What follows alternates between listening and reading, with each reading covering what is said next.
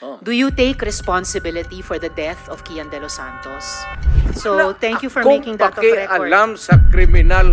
Doon sila sa impyerno at doon tayo magkita. Duterte versus Hontiveros. Choose your defender. Isang pasimuno ng tokhang at isang walang patawad sa paghahanap ng kasagutan. Sa libo-libong Pilipinong kanilang pinoprotektahan, sino ba ang tunay na matapang? Totoo lang, naawa ako sa mga pulis. Talagang naawa ka pa sa mga pulis na inutusan ninyong pumatay ng libo-libong Pilipino? Mula sa pamemeke ng dokumento, pagtatanim ng ebidensya, at pandadamay ng mga menor de edad at mga bata para sa laban mo sa droga, tinadaan mo kami ngayon sa awa? Taumbayan naman ang magtatanong. Mata sa mata at ngipin sa ngipin ba ang gusto mo, Duterte? Mga kababayan, walang kagatol-gatol na nangako si President Rodrigo Duterte na papatayin niya ang kapwa niya Pilipino, alang-alang sa baluktot na pagkakaintindi niya sa kaayusan at kapayapaan.